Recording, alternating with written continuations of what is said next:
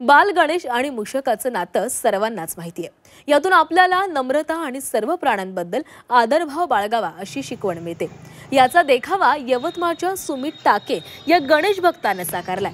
गणपती बाप्पा आणि मूषकाच्या लीला या देखाव्यातून साकारलेल्या जुनी भांडी, चूल आणि ठिकठिकाणी उड्या मारणारे मूषक लक्षवेधी ठरतात। मूषक आणि गणेशाच्या नात्यातून विविध उपदेश आणि प्रेरणा मिळते। उंदीर गणेशाच्या बुद्धी आणि वेगाचं प्रतीक आहे। तसंच गणेशाचं वाहन म्हणून उंदराचा स्वीकार हा सर्व शक्तिमानतेचं आणि सर्व प्राण्यांना समान मानण्याचं द्योतक आहे, असा संदेश या देखाव्यामधून देण्यात आला आहे।